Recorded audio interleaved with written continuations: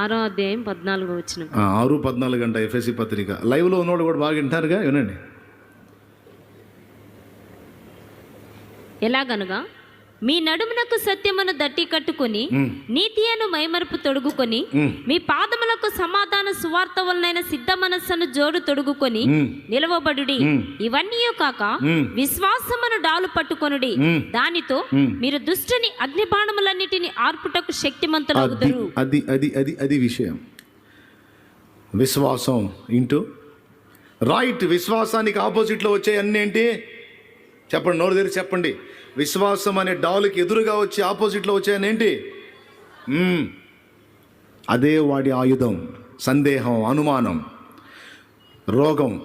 దేవా స్వస్థపరచని నిరంతరం ప్రార్థన చేస్తావు, కానీ లోపల ఒకటి నాటేస్తాడు వాడు. ఎంతోమంది తెచ్చారు, నువ్వు బతుకుతా ఏంది, నువ్వు అన్నీ ఏదో నీ భ్రమ కాకపోతే ఏం వచ్చింది, మామూలు రోగమా? కొంతమంది నా చేత ప్రార్థన చేయించుకుంటే నాకే చెబుతుంటారు, ఇది మామూలు కాదన్నా, చాలా పెద్దది. ఇక నాకు కన్ఫామ్, నాకున్న విశ్వాసం కూడా చెడగొట్టింది ఆ ముక్కతో. దేవునికి స్తోత్రం కలుగును కాక. నాకున్న విశ్వాసం కూడా చెడగొట్టేసింది ఆ మాటతో. ఇంకేం చేసేది నేను? ఇక అది ఆత్మానందం పరమానందం అన్నట్టు ఇక ఆమె చేతి ప్రభావం నాకు చేసుకుని ఆయన సహాయం చేయ సునాములో గద్దించేది రోగాన్ని కదా, ఏమన్నా డౌట్ తీసే ప్రభా. డౌట్ పోతే రోగం పోయింది. ఏ విషయమైనా ఇక ఇదే వర్తిస్తుంది. ఇంకొక విషయం కూడా ఇందు మూలంగా మీకు చెప్పాలండి. అపవాది చేస్తున్న భయంకర మోసం ఏంటంటే, దేవుని శక్తిని, దేవుని కార్యాలని, దేవుని బలముని, దేవుని జ్ఞానముని, దేవుని ప్రేమని సందేహించేటట్టు నీ విషయంలో వాడు నీకు ప్రేరణ కలిగించి వాడు చేసేటువంటి కీడుల విషయంలో బాగా నమ్మేటట్టు చేస్తున్నాడు సైతానుగాడు. దేవుడైనా సైతానైనా మన మీద పని చేయాలంటే మన దగ్గర విశ్వాసం అనేది ఒకటి కావాలి. దేవుని శక్తి మనలో పనిచేయాలన్నా విశ్వాసమే ఆధారం. అందరూ చెప్పండి. ఇంత నీరసంగా అబ్బా ఎంత బాగా చెప్పారు. సైతాను శక్తి మన మీద పనిచేయాలన్నా కూడా విశ్వాసమే వాడికి కూడా ఆధారం. తెలుసా మీకు? మనలో ఏర్పడిన విశ్వాసాన్ని ఆధారం చేసుకునే వాడు శోధించేది. మనలో ఏర్పడిన విశ్వాసాన్ని ఆధారం చేసుకునే దేవుడు మనలో క్రియ చేసేది. ఎంతమందికి అర్థమైంది? సైతానుగాడు మనలో పనిచేయాలన్నా కూడా ఏది ఆధారం? దేవుడు పనిచేయాలన్నా డౌట్ లేదుగా. ఇప్పుడు దేవుని మీదేమో సందేహాలు పుట్టించి వాడు చేసే కార్యాల మీద మహానమ్మకం పుట్టించాడు. చాలా మూవీస్లో చూసారా మీరు? దయ్యాల సినిమాలన్నింటిలో దెయ్యమే హీరో. దయ్యాల సినిమాలన్నింటిలో దెయ్యమే హీరో. దాన్ని ఎంత హైలైట్ చేసి చూపిస్తాడంటే ఇక దానికి అసాధ్యమైన ఏమి ఉండవు.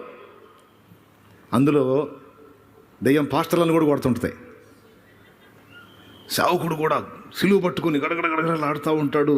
గందరగోళం అయిపోతుంటుంది, చంపేస్తుంటుంది, ఎట్లెట్లో చేస్తూ ఉంటుంది. ఇవన్నీ ఎందుకు అనుకున్నా?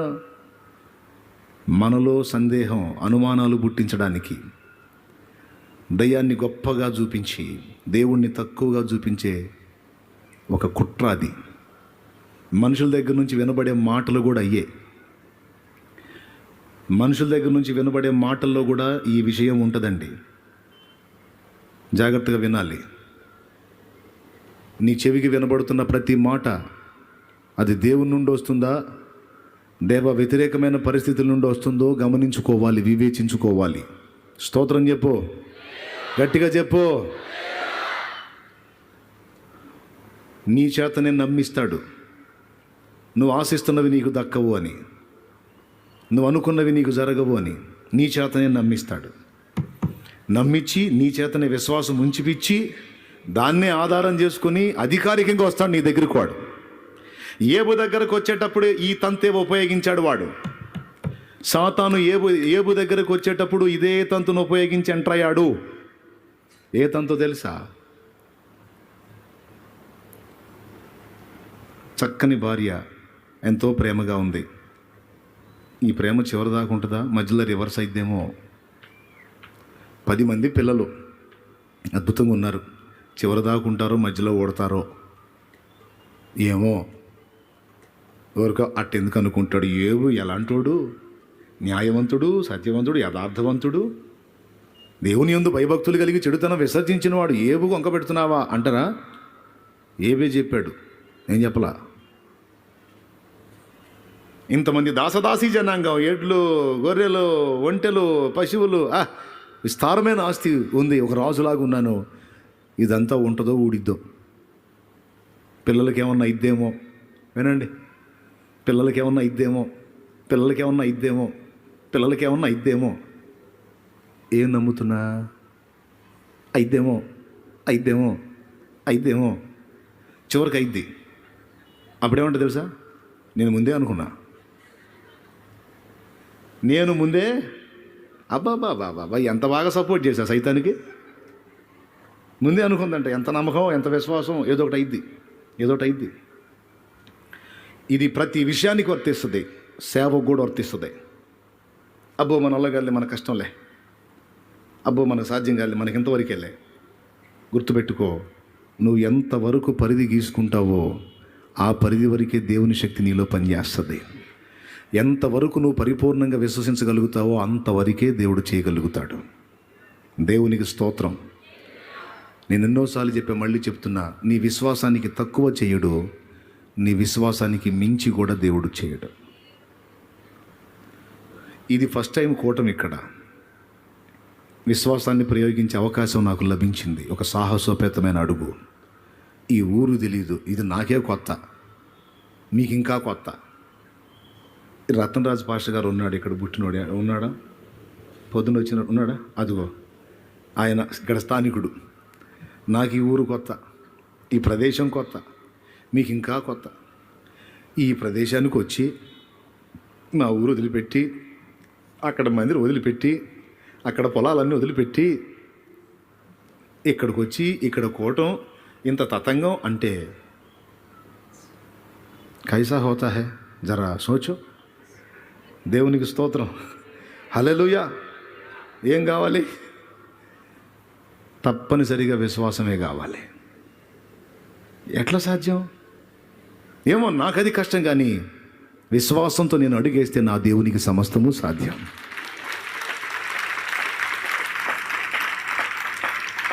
జాగ్రత్త, పొదుపుగా శక్తి వినియోగం చేయండి.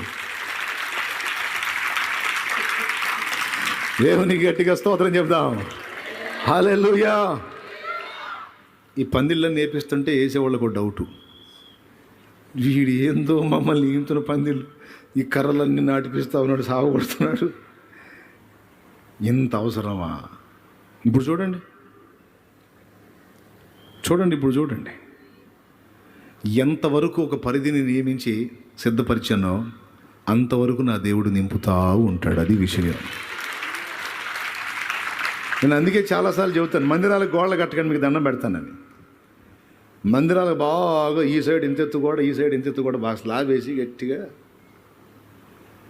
కింద మార్బల్ వేసి ఇంకా కదలకుండా ఇక చాలు. నేను చెప్పను, అంతవరకు పరిధి గీసుకుంటే ఇక అక్కడే ఆగిపోయింది నీ వ్యవహారం.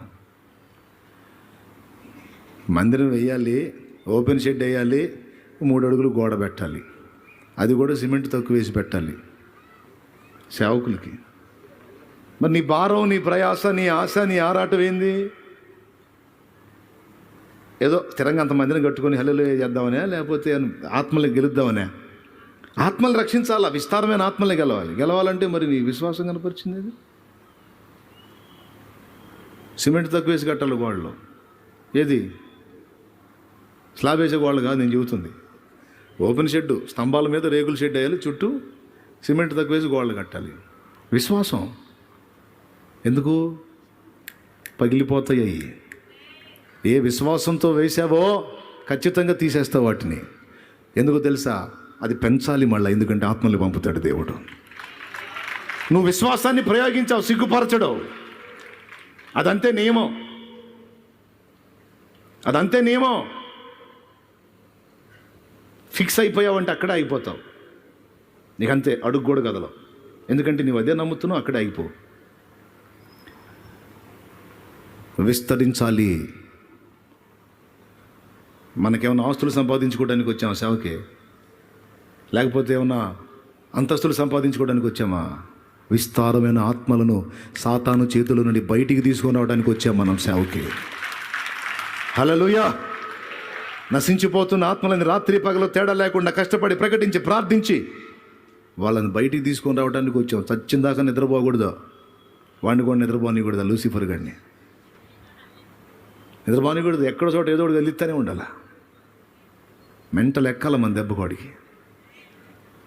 అంతే, మన జోలికి రావటం మానేసుకోవాలి. వాడు వీడిని కదిలిస్తే చాలు, ఒకటి చేసేది వీడిని కదిలిచ్చానంటే ఇంకా 10 చేస్తాడు. వీడు డేంజర్ క్యాండిడేట్ అని మన జోలికి రాకూడదు వాడు. దేవునికి స్తోత్రం కలుగును గాక. కానీ అనుమానం, ఎంతవరకు చాలే, ఈ జన్మకి ఇంతే చాలే అంటే దేవుడు మళ్ళీ ప్రార్థన ఏం, ప్రభువా విస్తారమైన కార్యం చేయాలి. ఆయన చూస్తూ ఉంటాడు, నీకేమైనా మెంటలా అని. నీకేమైనా మెంటలా, ఎట్లా ఫిక్స్ అయిపోయి ఈ జన్మకి జాయిలే అన్నావు, మళ్ళీ విస్తారమైన కార్యం. నీకు మైండ్ పోయిందే? విస్తారమైన కార్యం జరగాలన్నప్పుడు ఈ జన్మకి జాలని ఎట్లా తృప్తి చెందుతున్నా? 100 మంది నదిలో మునిగిపోతున్నారు. దేవా నీకు స్తోత్రం, ఒక 10 మందిని లాగితే చాలు ప్రభా, హల్లెలూయా. మిగిలిన 90 మంది ఈ జన్మకి జాలే ప్రభా, వాళ్ళు మొత్తం పోతే పోయారు పాతాళానికి, స్తోత్రం, ఈ 10 మంది అనుకుంటావా? నా ఊపిరి ఉన్నంత వరకు, నేను బ్రతికున్నంత వరకు, నాలో శక్తి ఉన్నంత వరకు ఎంతమందిని అవకాశం ఉంటే అంతమందిని నేను రక్షణలోకి నడిపించాలి, ప్రభు చెంతకు తీసుకొని రావాలి, అనేక ఆత్మల్ని గెలవాలి, అనేక జీవితాలను వెలిగించాలి. హద్దులు పెట్టవాకు, హద్దులు పెట్ట. అరే లోకస్తులు, నిరీక్షణ లేని లోకస్తులు ఏమంటున్నారు? ఆకాశం హద్దు అంటున్నారు. అంటే అంత ఎత్తు పోదామని. ఒక అన్యుడికి అంత నిరీక్షణ చూడు, ఆకాశమే హద్దు అంట. ఏదో మూవీ రచయిత పాట రాశాడు, ఆకాశమే హద్దు, అవకాశం వదలొద్దని. మరి నీకెంత ఉండాలి?